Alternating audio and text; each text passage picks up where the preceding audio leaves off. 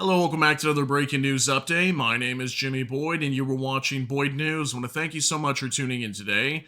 I'm back with some more updates coming out from the war between Russia and Ukraine, and I've got lots of big news to brief you all on today.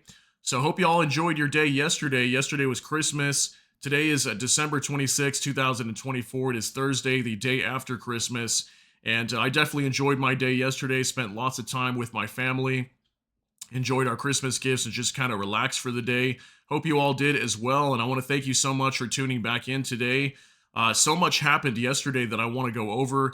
I won't be able to cover all the details in this one video, but we do have a couple big stories that I do want to discuss. And we're going to start off with this one here on your screen. Russia downs Azerbaijan Airlines flight 8432, 38 passengers killed. Okay, so there was a total of 67 passengers on this flight that ended up crashing in Aktau, Kazakhstan just yesterday, and was supposedly, according to the Azerbaijani government, it was shot down by Russian air defense over Grozny. Okay, and Grozny is in Chechnya and Russian territory. Now, apparently, this flight was coming from Baku in Azerbaijan over to Grozny. And what happened was it was apparently shot down from air defense, and soon after it was hit, shrapnel struck the plane, and the plane lost, I think, multiple engines. I think at some point it was only flying on two engines, is what I heard. And they tried to make an emergency landing at multiple airports near Grozny, and they were being denied by the Russians. Okay, the Russian authorities were not allowing this flight to land, and they were being told to redirect over the Caspian Sea to fly over to Aktau, Kazakhstan, and then this is eventually where it crashed. I'm surprised it even made it that far. And from what I heard, while it was flying over the Caspian Sea, its GPS was being jammed at the same time. So now I'm not going to jump to conclusions, but it sounds like maybe as this thing was potentially shot down, whether it be deliberately or accidentally, it looks like the Russians may have been trying to cover this up and hoping that it would crash over the Caspian Sea and not inside of Russia, so they could maybe hide the evidence or something. But again, I'm not going to jump to conclusions completely, just kind of what it sounds like to me. And it eventually crashed, as you can see here in this video, in Aktau, Kazakhstan. So I'm going to go over all the details with you guys, and you guys can kind of come up with your own hypothesis on what happened here. But that's kind of the information that's being thrown around with this story. But very tragic event here, okay? So 38 passengers out of 67 killed. I think 29 survived, thankfully, actually, while this plane crashed. Okay, so very crazy story. We also have reports of a power cable running through the Gulf of Finland from Finland over to Estonia that was cut. Looks like the Finnish authorities have located the ship that could be the potential suspect, called the Eagle S. It has been boarded, as far as I know, by the police and military in the Gulf of Finland. And also 4 more data cables were also damaged at the same time. So it looks like we potentially had another sabotage event over here in the Gulf of Finland, and once again near the Baltic Sea. Okay, so we're going to go over all those details as well, and then numerous other reports I want to share with you guys. So let's go ahead and hop right into this. I want to show you guys this report here on Euronews. As exclusive, preliminary investigation confirms Russian missile caused Azerbaijan Airlines crash. Okay, here's a picture of that airlines as it crashed inside of Aktau, Kazakhstan. Okay, and it says right here, 38 passengers were killed on Wednesday after Azerbaijan Airlines Flight 8432 crashed as it attempted to make an emergency landing near the city of Aktau in Kazakhstan. Azerbaijani government sources have exclusively confirmed to Euronews on Thursday that a Russian surface-to-air missile caused the Azerbaijan Airlines plane crash in Aktau on Wednesday. According to the sources, the missile was fired at Flight 8432 during drone air activity above Grozny, and the shrapnel hit the passengers and cabin crew as it exploded next to the aircraft mid-flight. Okay, so this is something I actually forgot to mention in the beginning, was that it's possible that maybe this thing accidentally got shot down, because at the same time, we had a mass drone attack from the Ukrainians targeting Grozny. And this is again where the Chechens are at. The Chechnyan army is there too. And it is heavily defended with air defense, so it's possible that maybe this plane accidentally got taken down as there was a drone attack happening at the same time. I'll show you guys that information here in just a little bit. It also says government sources have told Euronews that the damaged aircraft was not allowed to land at any Russian airports despite the pilot's request for an emergency landing. It was ordered to fly across the Caspian Sea towards Aktau in Kazakhstan. Now, did the authorities say that they couldn't land due to the drone attack that was taking place at the time? I don't really know all the details, but definitely seems very fishy here. According to data, the plane's GPS navigation systems were jammed throughout the flight path above the sea. The missile was fired from a Panzer S air defense system. Baku-based international outlet A-News Z reported. And it says citing Azerbaijani government sources. Okay, so the government of Azerbaijan is claiming that it was shot down by a Panzer S air defense system from Russia. According to Russian sources at the time, the Azerbaijan Airlines flight was passing over the territory of Chechnya. Russian air defense forces were actively attempting to shoot down Ukrainian UAVs. The head of the Security Council of the Chechen Republic, Kazmat Kadyrov, confirmed that a drone attack on Grozny took place on Wednesday morning, noting that there were no casualties or damage. So there is a little bit more information in this article. I'll cite it down below in the description for you guys if you want to go ahead and read some more of that. But we're going to hop on over to X now, and I'm going to show you some of the video footage coming out from this area and some of the independent sources that are also sharing some details indicating that this plane was shot down by Russian air defenses, okay? So we have this here from Igor Sushko. Russian fascists shot down an Azerbaijan Airlines passenger plane flying from Baku to Grozny, Russia-occupied Chechnya. The damaged plane, littered with shrapnel, then crossed the Caspian Sea and crashed in Kazakhstan, at least 38 people dead. So we've got this video footage here that we can show you guys of this plane crashing with sound. And it's the same video that you had on the waiting screen when you came in, but I want to show you guys with sound. So take a look at this, 21 seconds long.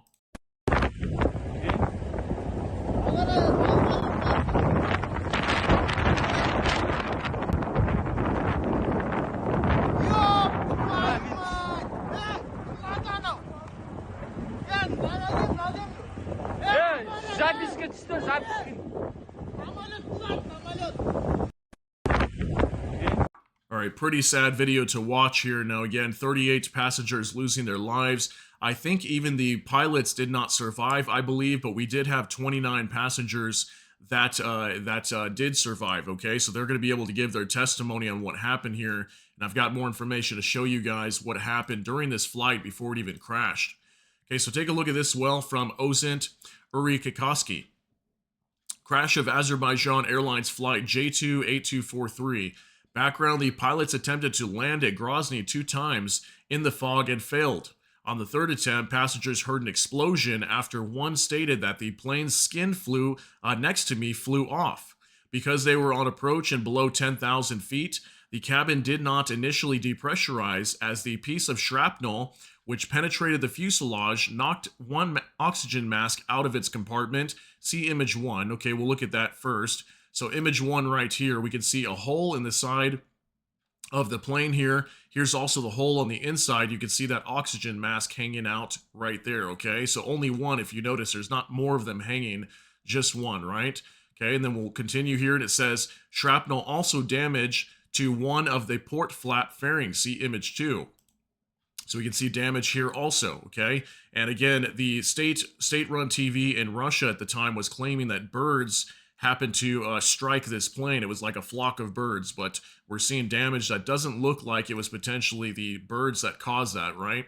Okay, and it also says here, the plane's horizontal and vertical stabilizers, see image 3.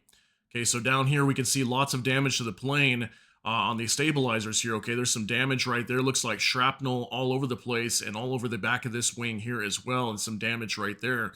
So that's possibly indicating shrapnel here, not necessarily from birds, like what Russia State TV was claiming. It also says here the crew took immediate emergency action and began gaining altitude and flying in whatever direction they could while they determined the extent of the damage and how they could take partial control of the aircraft.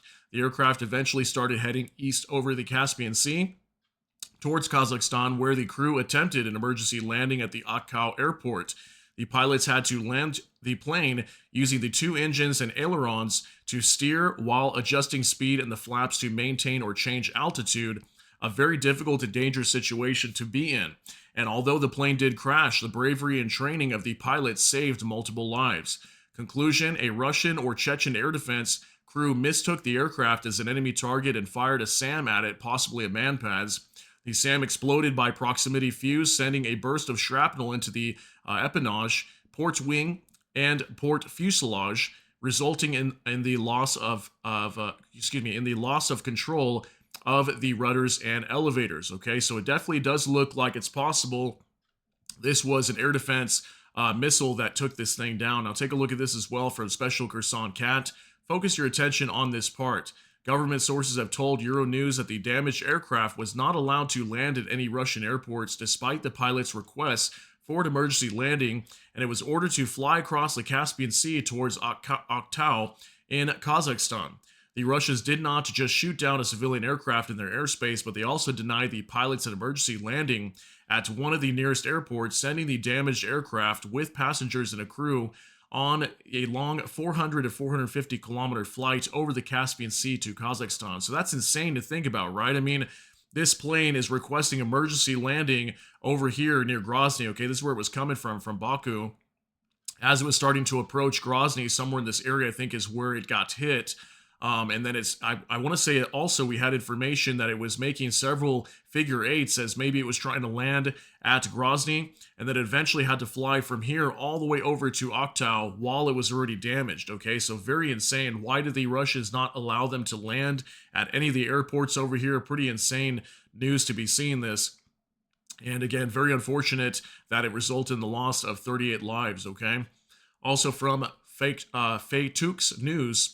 Euronews can reveal that official sources linked to the crash investigation said that while nearing Grozny, surviving passengers heard an explosion followed by what looks like shrapnel hitting the plane and entering the fuselage. So take a look at this as well. Here's where we have one of these auction masks that are hanging here, probably from the damage from the shrapnel that entered into the inside of the cabin of the aircraft. Okay, we can see some holes right here and damage from this potential shrapnel. Okay, so pretty crazy. Also from that news right there.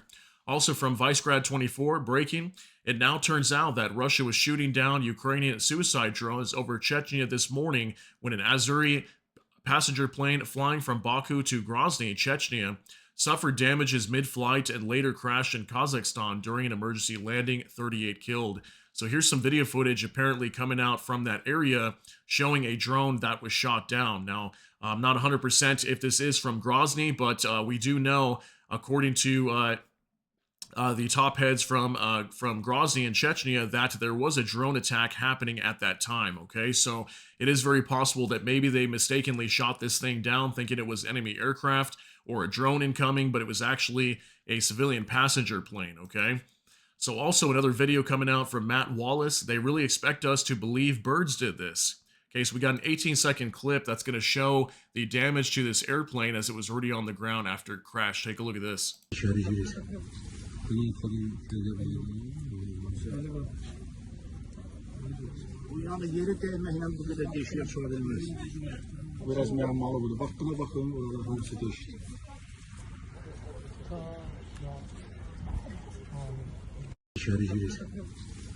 All right, now this is a great video up close so we can see lots of the shrapnel damage, most likely from this Panzer S-1 air defense missile that exploded probably very close in proximity to the plane, causing this damage. This is eventually what brought it down, okay? So isn't that absolutely frightening to think about, being on this plane as it was hit by this air defense missile? So take a look at this as well from Clash Report.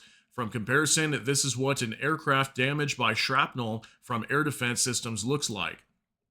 So take a look at that. This is a really old photo of apparently a Russian airliner that was damaged by air defense, and we can see lots of the shrapnel here, very similar to what we see on this airlines that was brought down. Okay, so very possible this was an air defense missile, and lots of sources are claiming that today. Mainstream news is pretty much saying for sure that this was a Panzer S-1, air defense missile that took this thing down.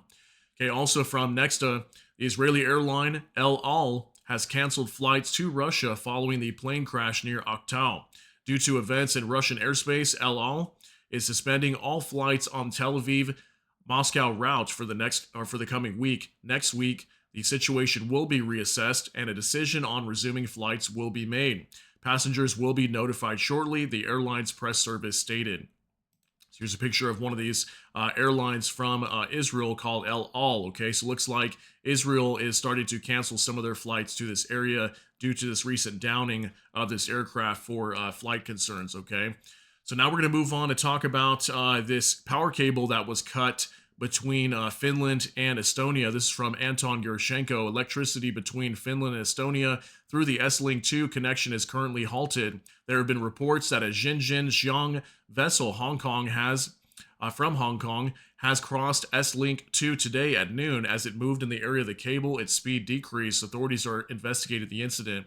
So I pulled this up to kind of show you guys that there was a Chinese vessel that could have been suspectedly involved in this as well. Now, the Eagle S vessel that is currently being held off the coast of Finland, I'm not sure if this is the same vessel. I don't think it is, but I wanted to pull this up just in case. We're going to do a separate video on this later today, and I'll kind of dive in deeper. But this is a map kind of showing the link that was cut here, okay? So this is the power cable right here, S-Link 2. I think S-Link 1 is still okay as far as I know, but S-Link 2 was cut, and there was also 4 other data cables in this area also that were reportedly cut or damaged as well. So take a look at this from Vicegrad24. Breaking: Finnish police, border guard, and army helicopters were involved in the Finnish operation to board the Russian Shadow Fleet vessel Eagle S.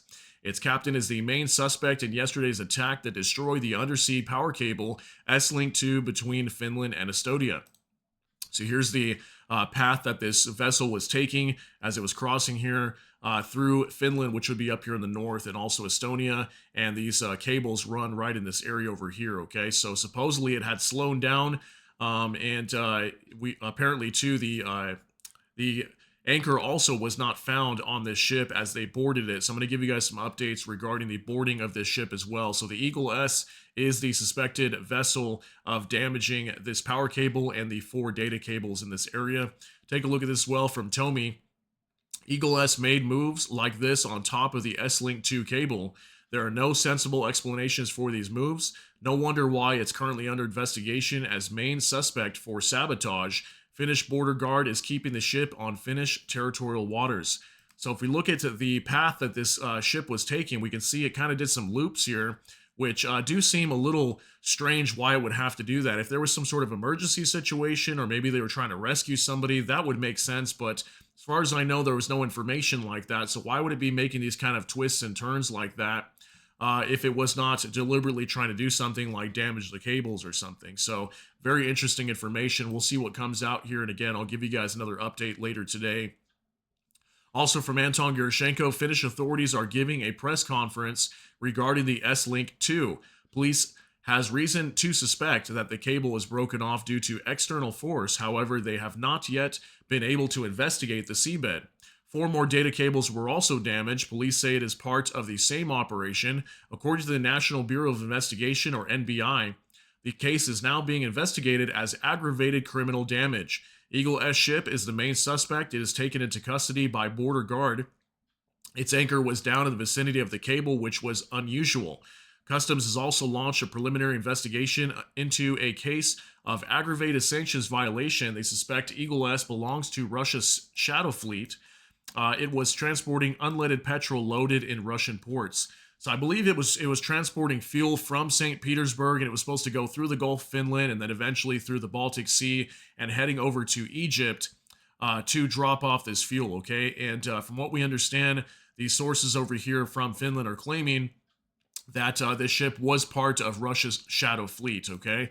So also from Special Kursan Kat, the Finnish National Bureau of Investigation announces at a press conference that the damage to the S-Link 2 submarine cable was likely caused by the anchor of the Russian Shadow Fleet's oil tanker Eagle S. According to preliminary assessments, the anchor was not found when the vessel was detained. The incident is being investigated as an act of vandalism.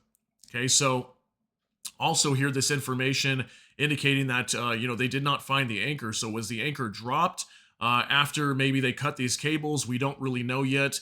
I'll wait for more information. And again, we'll give you another update later today, and I'll do a full story on that, okay? Also from Vicegrad 24, Ukrainian long-range drones have struck a large Russian ammunition depot at the Katamovsky training ground in the Rostov region. It was completely destroyed in a number huge explosions. So this was actually being reported yesterday on Christmas. I wanted to show this to you guys in case you didn't see this. Looks like we had another ammunition depot, this time in the Rostov region, that was destroyed by Ukrainian drones. Take a look.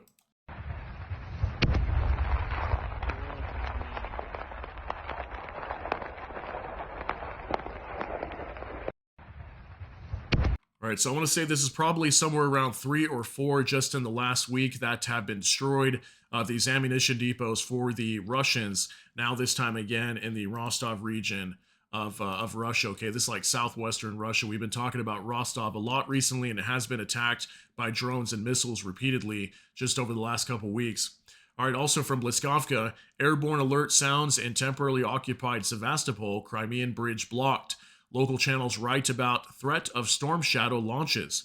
Now, I have not heard of any direct hits or anything like that, but there is some reports that looks like the Russians were worried about the Crimean Bridge possibly coming under attack, maybe even from Storm Shadow. Now, again, we haven't heard any official confirmation of any hits or anything like that or actual launches, but it looks like they were worried about this today. Okay, also from Max 24, a smoke screen has been erected in the area of the Kerch Bridge. The bridge has been closed to traffic for an hour.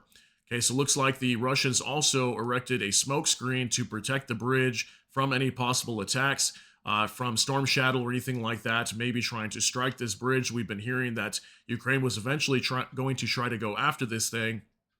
And yeah, so this is the picture coming out from that area from this smoke screen. So if we get any information on any hits down here or attacks, I will update you guys in a later video. All right, also from the Ukrainian Review, Russian occupiers have intensified shelling of the Kherson region and sabotage and reconnaissance groups.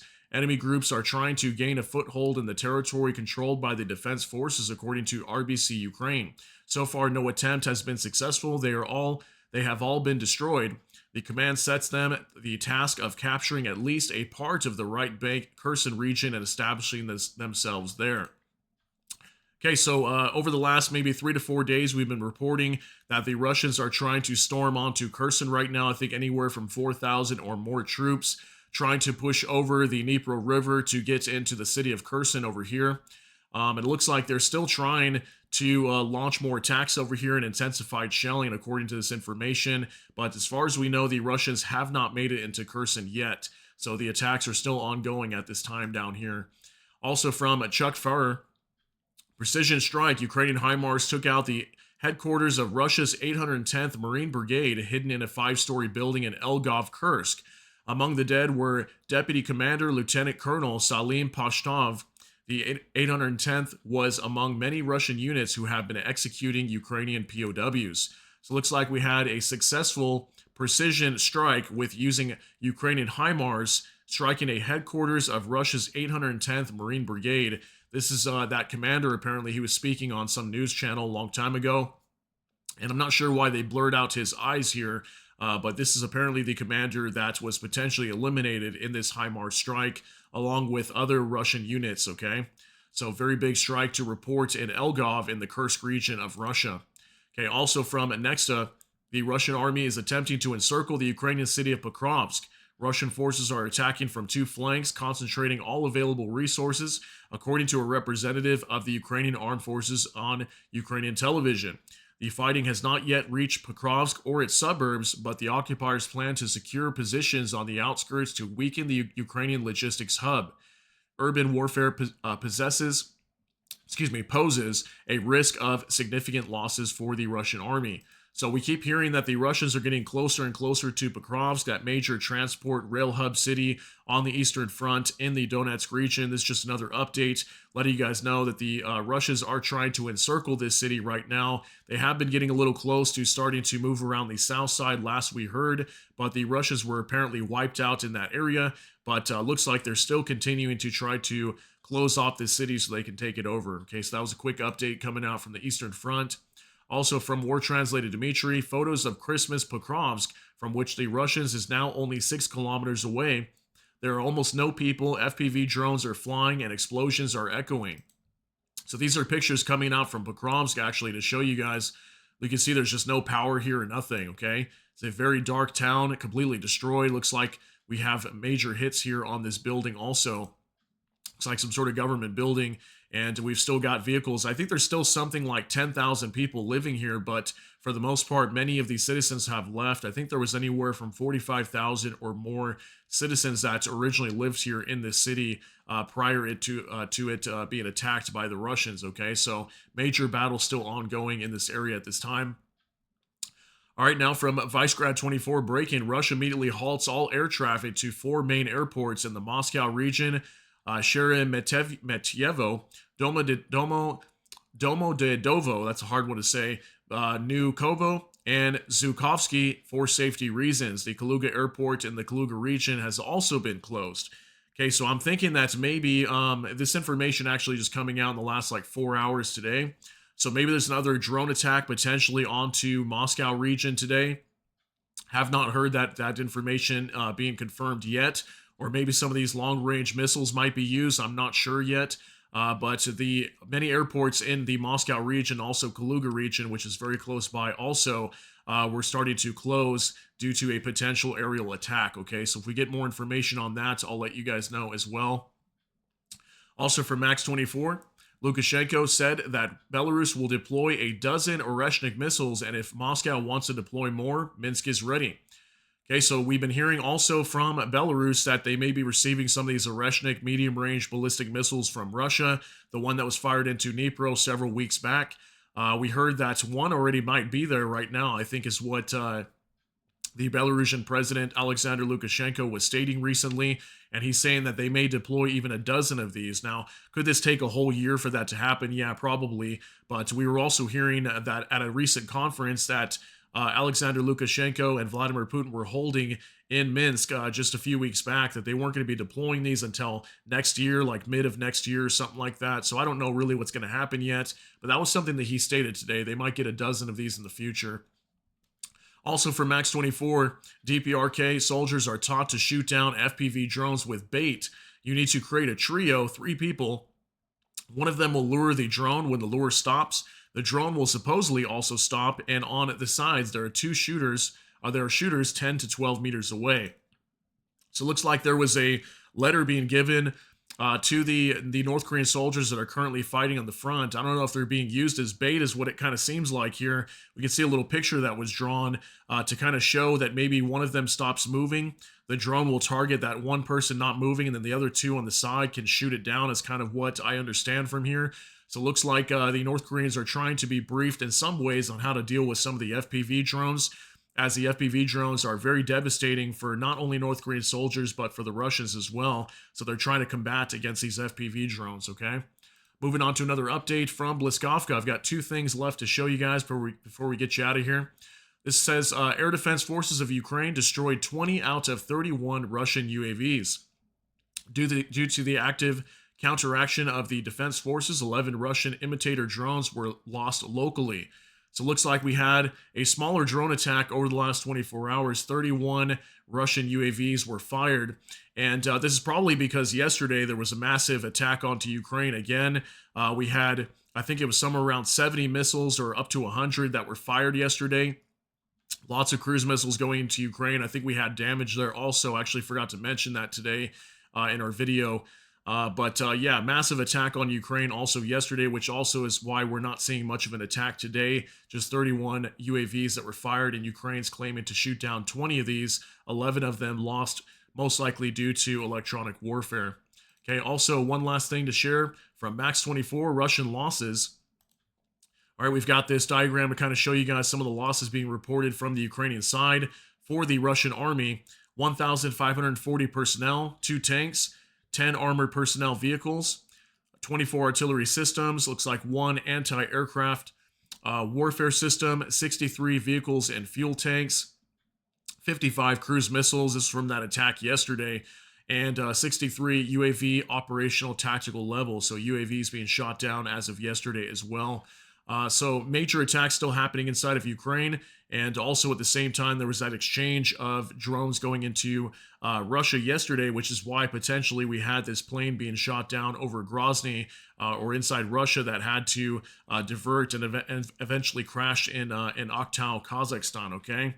So lots of big news coming out today. I'm sure we're going to have multiple updates of major events. I'm also going to do a separate update today talking about these cables that were cut to give you guys more information in the Gulf of Finland. So yeah, want to thank you guys so much for coming back today, the day after Christmas. Thank you so much for tuning in. I hope you all got something out of this. If you did, please smash that like button. Also, if you enjoy my content, please consider subscribing down below. Hit the notification bell. That way YouTube can notify you. With that, hope you all have a great day. Everybody take care and God bless, and we'll see you in the next one.